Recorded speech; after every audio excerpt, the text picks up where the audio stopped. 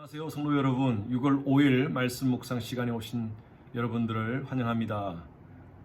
찬송 드리겠습니다. 412장입니다. 찬송가 412장입니다.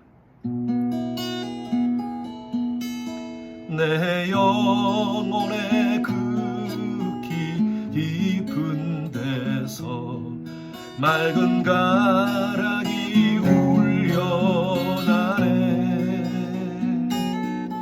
하늘 곡조가 언제나 흘러나와 내 영혼을 고이 싸네.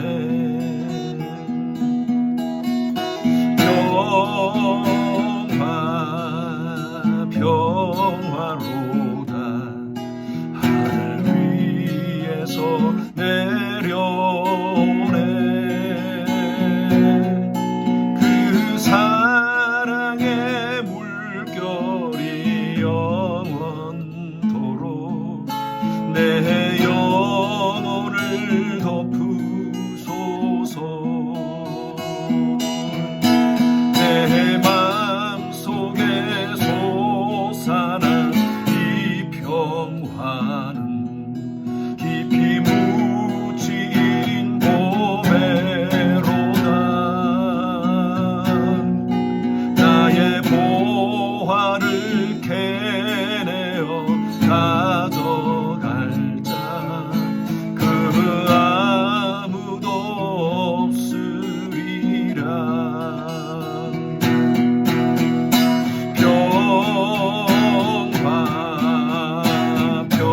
평화로다. 하늘 위에서 내려오네. 그 사랑의 물결이 영원토록 내 영혼을 덮으소서. 4절 하겠습니다. 이 땅 위에 험한 길 가는 동안 참된 평화가 어디 있나. 우리 모두 다 예수를 친구 삼아 참 평화를 누리겠네. 평화로다.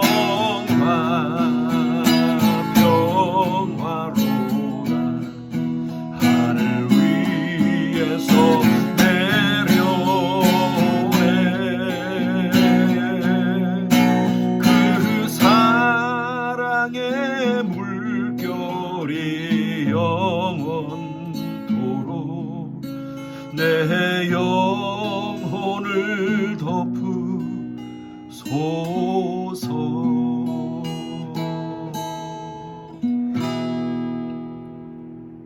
아멘. 오늘 하루도 주 안에서 말씀으로 이렇게 시작하시는 여러분들을 정말 축복합니다. 오늘 말씀 신명기 28장 15절부터 19절까지 말씀 묵상하도록 하겠습니다. 신명기 28장 15절부터 19절까지 말씀입니다.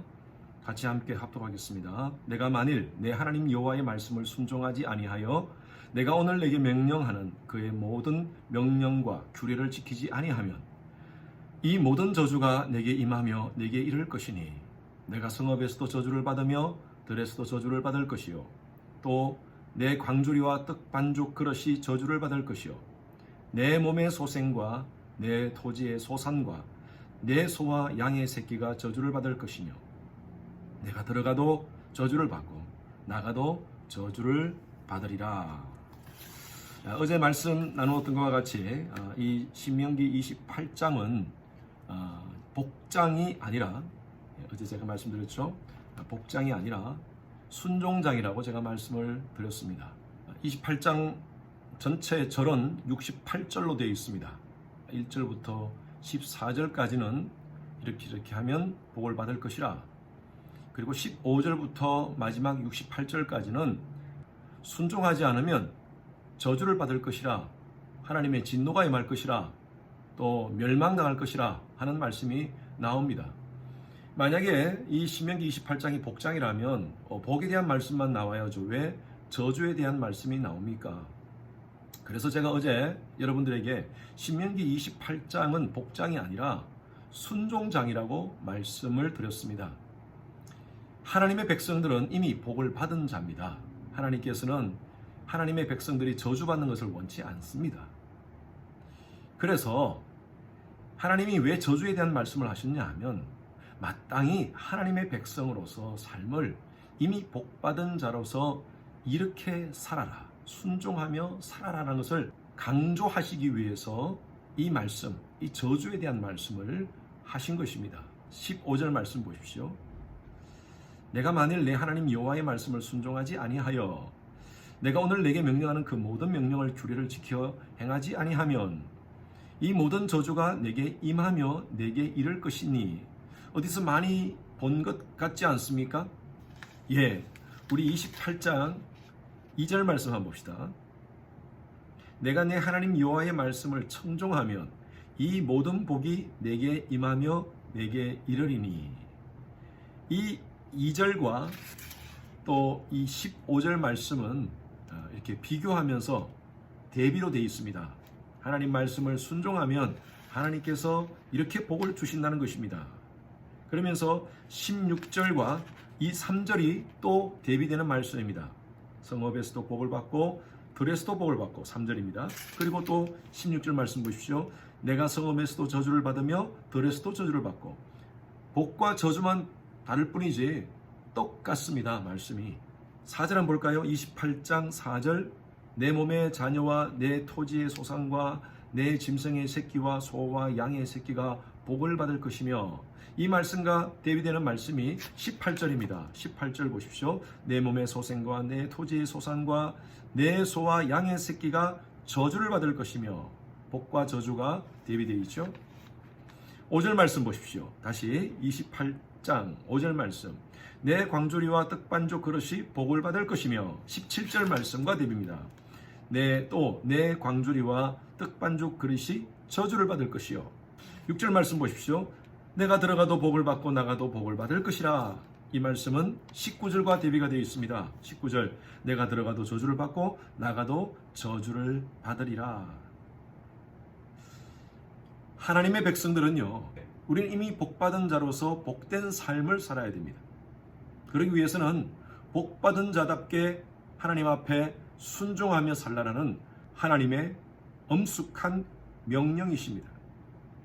하나님 말씀에 순종한다는 것은 때로는 희생이 필요하고요, 도전이 필요하고 모험이 필요합니다.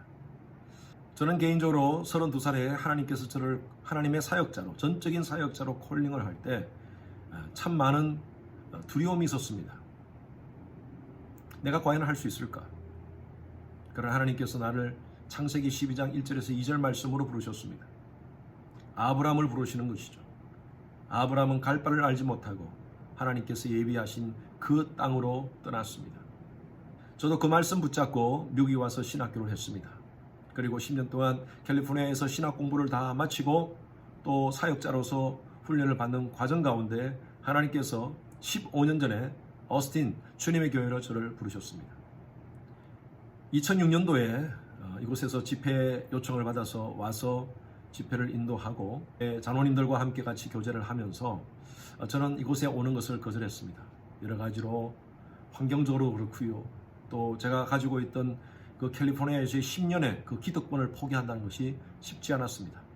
장로님들에게 좋은 목사님 찾으십시오 라고 그렇게 얘기를 하고 아내와 함께 비행기를 타고 제가 그 당시에 살던 캘리포니아로 가는 그 비행기 속에서 하나님께서 이런 말씀을 하셨어요. 네가 만약 지금 이 순간에 순종하지 못한다면 앞으로 성도들에게 어떻게 순종을 가르칠 수 있을까? 그 음성은요, 저에게 아주 클리어하게 하나님께서 들려주셨습니다. 그리고 저는 그것을 위해서 기도하기 시작했고요. 그리고 결국에는 이곳에 하나님의 부르심에 제가 순종하면서 왔습니다. 캘리포니아에 있는 동안 하나님께서 계속 저와 제 아내에게 들려주셨던 말씀, 기도 가운데 들려주실 말씀이 바로 네가 순종할 수 있겠니? 네가 순종할 수 있겠니? 잠을 잘 때도 차를 타고 다닐 때도 계속 저의 귀에 네가 순종할 수 있겠니? 저는 그 말씀에 순종하고 이곳 오스틴에 왔습니다. 그때 만약에 제가 순종하지 않았더라면 이렇게 좋은 교회, 이렇게 좋은 성도님들 만날 수 있었을까? 이렇게 목회를 통하여서 하나님의 은혜를 더 체험할 수 있을까 하는 생각이 듭니다.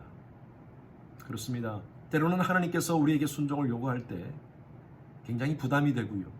그리고 그것은 모험이 됩니다. 그러나 이 순종을 통한 하나님의 은혜가 있습니다. 여러분 기도하십시오.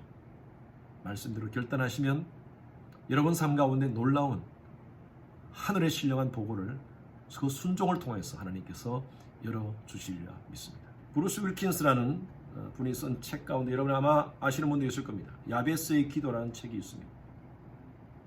그 책에서 이런 예화가 있습니다.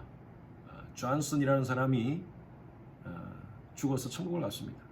천국에 가니까 베드로가 안내를 해줍니다. 어느 곳을 지나가는데 큰 창고가 있었어요. 그래서 이 존슨이라는 사람이 베드로에게 저 창고가 무엇입니까? 라고 물어봅니다. 베드로는 그냥 지나가자고 합니다.